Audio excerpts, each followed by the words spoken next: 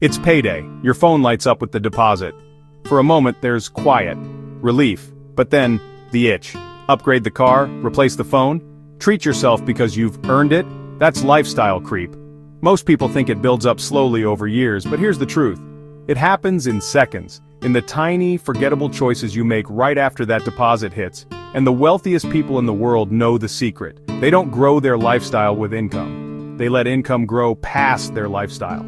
That's why Warren Buffett, worth over $130 billion, still lives in the same modest house he bought in 1958 for just $31,500. No mega mansion, no private palace with 20-car garages, just a quiet home in Omaha, Nebraska. And that decision alone, worth billions over his lifetime. Meanwhile, celebrities are upgrading homes like their new phone models. Drake has a $100 million mansion called The Embassy. Kanye built a private compound. Yet, Buffett? He eats McDonald's breakfast for under $4, small house, old car, cheap breakfast, massive wealth. Buffett didn't play the game of looking rich, he played the game of staying rich. So here's the question. If the world's most successful investor chooses to live below his means, what do we really gain by living above ours? Picture this. Warren Buffett wakes up in Omaha. He drives himself to McDonald's, where his breakfast order depends on the stock market that morning. If he's feeling good, he splurges on the $3.17 bacon, egg, and cheese. If not, he sticks with the $2.61 sausage McMuffin. This isn't poverty, it's precision. Buffett knew something most people ignore. Every dollar you don't spend today becomes a worker tomorrow. And those workers, your dollars compound quietly, relentlessly. Here's a number to sit with. If Buffett had spent just 10% more of his income in his early years, the lost compounding would have cost him tens of billions today. Think about that. Tens of billions. Not because of what he earned, but because of what he refused to spend. That's why his frugality wasn't a personality quirk. It was a weapon. By refusing to inflate his lifestyle, he gave compounding more space to do its work. But here's the paradox. Buffett could buy anything. Private islands, luxury yachts, jets on demand, and yet, he chooses less. Because when you already have enough, more doesn't give you security. It gives you noise. Buffett understood that wealth isn't about showing off what you own, it's about holding the options no one else can. That's why he still calls his house his third best investment. Not because it skyrocketed in value, but because it anchored his life in simplicity. So let me turn this around. If the richest investor alive can say no to billion-dollar indulgences, can you say no to a slightly newer car? Can you pass on a slightly bigger apartment? Can you wait one more year before swapping your phone? Freedom is built in those moments, not in the big wins but in the small rejections. Living below your means isn't about deprivation, it's about design. It's not living small, it's living free. Buffett knew that. His life is proof. Most people chase a lifestyle that eats their wealth alive. Buffett built wealth that quietly swallowed his lifestyle whole.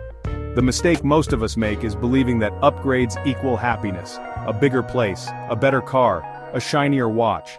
But once the rush fades, we're left with the payments, the upkeep, and the silent pressure to keep up with the next level. Buffett bypassed all of that. He never needed to keep up, because he never stepped onto the treadmill in the first place. And here's the secret. The treadmill never ends, unless you step off. Living below your means doesn't mean you stop enjoying life, it means you stop outsourcing your happiness to stuff. It means you design your life around freedom, not around bills. Buffett isn't wealthy because he denied himself forever. He's wealthy because he mastered the one thing most people can't: enough. And when you master enough, wealth stops being about what you spend. It becomes about what you keep. That's the silent power Warren Buffett understood. The same power that's available to you right now. I'll be honest with you. I didn't understand this at first. I thought living below your means meant being cheap, denying yourself, missing out. I learned the hard way that it's the opposite. There was a time when my income was growing faster than ever, but so were my expenses. Every raise got matched with an upgrade. Nicer apartment, better gadgets, dinners out. On the outside it looked like success. On the inside I was sprinting on the same treadmill, just at a higher speed. And then, I hit a wall. Unexpected bills, a small emergency. Suddenly all that lifestyle, all that success felt fragile. That's when I realized, Buffett wasn't just frugal, he was free. When did your spending start running faster than your income? Here's the thing. Lifestyle creep doesn't just empty wallets, it empties freedom. And if you want to fight it, here are 3 quiet habits Warren Buffett lived by that can outpace lifestyle creep. Step 1. Define enough. Buffett found his enough early. A house, a car, breakfast at McDonald's. He didn't keep stretching the finish line. He drew the line, then stayed inside it. In Japan, there's a system called kakebo. It's not just budgeting, it's a reflection ritual. Before spending, you ask, do I really need this? Can I live without it? How will it feel long term? It's like pressing pause before lifestyle creep hits play. Visualize it this way. A jar filling with coins, slowly, drop by drop. Each coin saved doesn't just sit, it multiplies in the dark. That's what defining enough does. It sets the jar in still water, so the ripples of compounding can spread quietly, year by year. Step 2. Delay the upgrade. Buffett famously bought cars that were slightly used, kept them for years, and didn't replace them until necessary. In Scandinavia, they call it friluftsliv, the simple life outdoors. Instead of chasing upgrades, they chase experiences. The upgrade is time outside, not a new kitchen. Ask yourself this. What's the last upgrade you made that actually changed your life versus just gave you a 2-week buzz? Step 3. Quiet reinvesting. Buffett poured every extra dollar back into his investments. Not flashy businesses, not showy indulgences, just reinvestment. There's a stat that still shocks me. 90% of lottery winners are broke within 5 years. Why? Because they inflate lifestyle instead of reinvesting. Buffett did the opposite. Every dollar he didn't spend became another soldier in his financial army.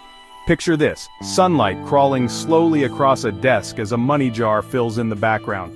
That's what reinvesting looks like, slow, ordinary, but over decades, unstoppable. So let's pull this together. Defining enough, delaying upgrades, reinvesting quietly. These are not hacks, they're habits. But here's where it gets interesting. Buffett didn't just avoid lifestyle creep, he used it against the system. Think about it. Everyone else is trying to signal wealth through lifestyle. Cars, houses, status. Buffett didn't signal anything, he blended in. And while everyone else was competing for appearances, he was compounding in silence.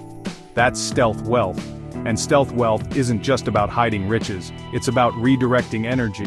Less energy on impressing, more energy on growing. It's like the Italian idea of sprezzatura, effortless grace. Wealth that doesn't need to be announced because it exists in the background unshaken. So the next time your paycheck lands and the itch kicks in, pause. Ask yourself, am I feeding lifestyle creep or am I feeding compounding? Buffett's entire empire grew from moments like this. Not the big deals, not the headlines, the quiet, ordinary choices, breakfast at McDonald's, driving the same car, living in the same house. And here's the paradox. Those choices made him extraordinary, which leaves us with a choice. Do we follow the treadmill, or do we step off, define enough, delay upgrades, and quietly reinvest? Because wealth doesn't happen when your lifestyle grows. It happens when your lifestyle holds still, while your money grows past it. Remember that quiet moment on Payday? Let it stay quiet, while your wealth grows loud in the background. Because Warren Buffett's power was never in chasing more, it was in respecting less, choosing enough. Letting compounding do the heavy lifting while the rest of the world scrambled for the next shiny thing. The richest life isn't built in public, it's built in the pauses no one notices. The skipped upgrade, the old car that still runs, the silence that says, I don't need to prove anything. What's one quiet money habit that's changed your life? Tell me, I read everyone. And if this whispered truth spoke to you, settle here, quietly. Your wealth doesn't need applause, just proof. Start building. Today, skip one upgrade. Let that money rest.